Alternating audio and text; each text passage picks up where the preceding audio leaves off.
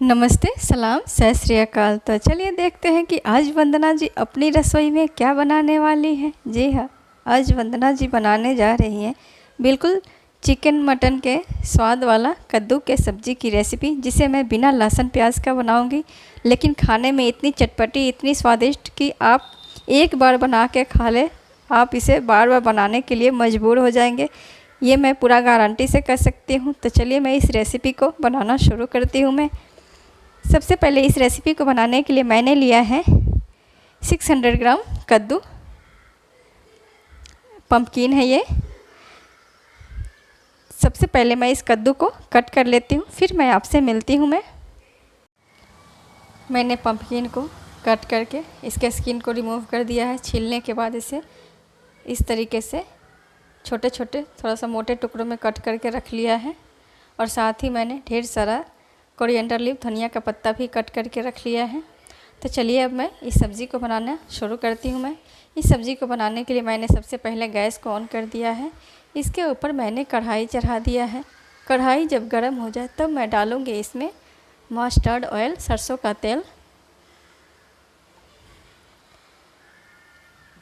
तेल जब गर्म हो जाएगा तब मैं डालूँगी इसमें कुछ फ़ोरन, जिसमें मैंने लिया है, इस फ़ोरन के लिए लिया है मैंने मेथी दाना, जीरा और कुटा हुआ, दरदरा कुटा हुआ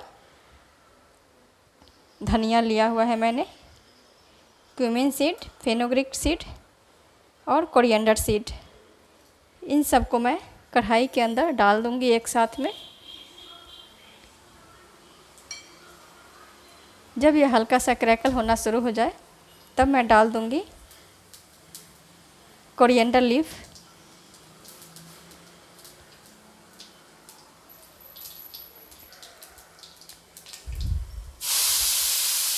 आप यकीन मानिए, इस सब्ज़ी को मेरी तरीके से एक बार बनाकर ज़रूर खाएं।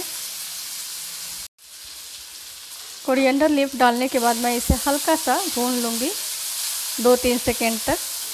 उसके बाद मैं डाल दूँगी ये पंपकिन।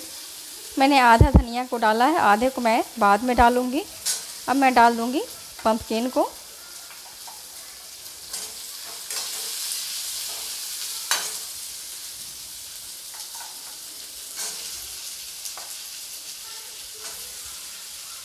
इसमें किसी तरह का कोई लहसुन, प्याज, अदरक कुछ भी नहीं जाता है, फिर भी यह सब्ज़ी इतनी चटपटी बनती है।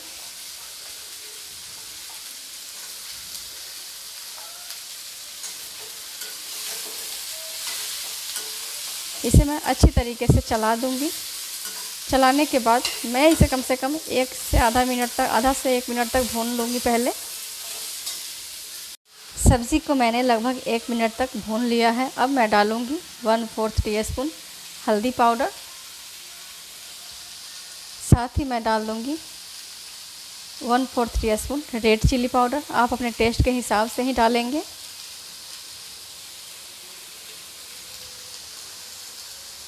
और मैं डालूँगी किचन किंग मसाला, लगभग 1/2 टीस्पून जितना।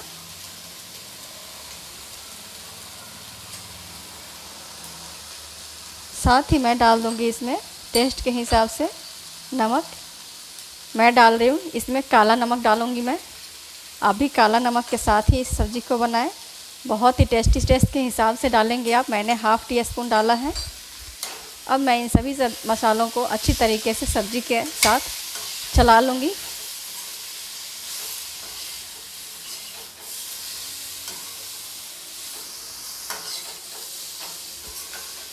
मैं इसमें डालूँगी मसाला को अच्छी तरीके से मिलाने के बाद मैं डाल दूँगी 1/2 टीस्पून चाट मसाला। और साथ ही मैं डालूँगी 1/2 टीस्पून ही भुना हुआ जीरा पाउडर। अब मैं इन सबको अच्छी तरीके से मिला दूँगी।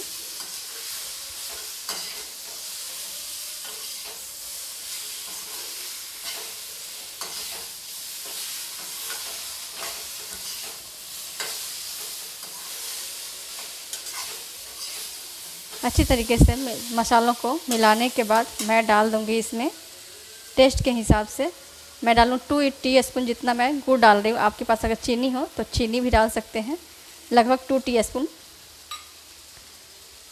गुड़ को भी अच्छी तरीके से मैं मिला लूँगी सब्जी के साथ और इसे ढक के 1 मिनट तक लो फ्लेम पे पकने दूँगी। सब्जी को मैं लो फ्लेम कर दूँगी और इसे मैं ढक दूँगी एक प्लेट से। सब्जी को पकाते हुए लगभग 1 मिनट हो चुका है। अब इसे एक बार खोल के देख लेते हैं।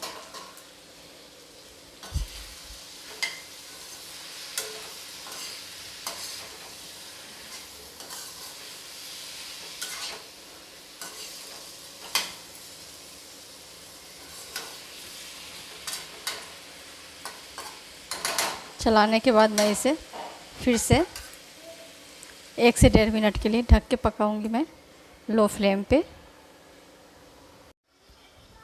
कद्दू को पकाते हुए लगभग 2 से 2.5 मिनट हो चुका है। अब मैं एक बार फिर से दोबारा चेक कर लेती हूँ मैं।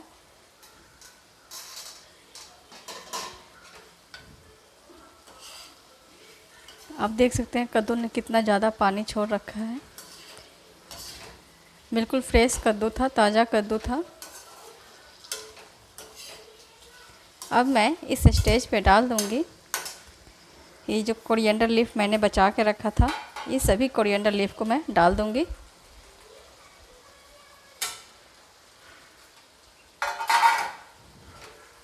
और इसे मैं बिल्कुल अच्छी तरीके से मिला दूँगी। कद्दू पक चुका है, इसे बहुत ज़्यादा मैसी नहीं करना है।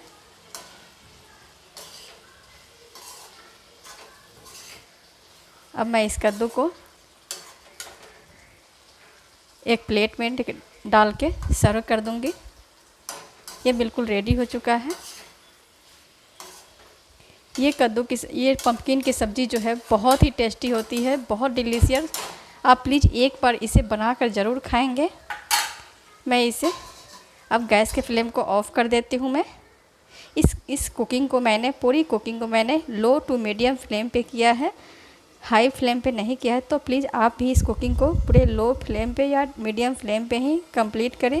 तो मैं गैस के फ्लेम को ऑफ़ कर दी हूँ मैं। अब मैं इसे सर्व करके मैं आपसे मिलती हूँ। मैंने इस सब्ज़ी को सर्व कर दिया है। अब यह खाने के लिए बिल्कुल रेडी हो चुका है। आप इस सब्ज़ी को पूरी, पराठा, दाल चावल किसी के भी साथ सर्व करें। ये सब्ज़ी जो है खाने में बहुत ही टेस्टी होती है।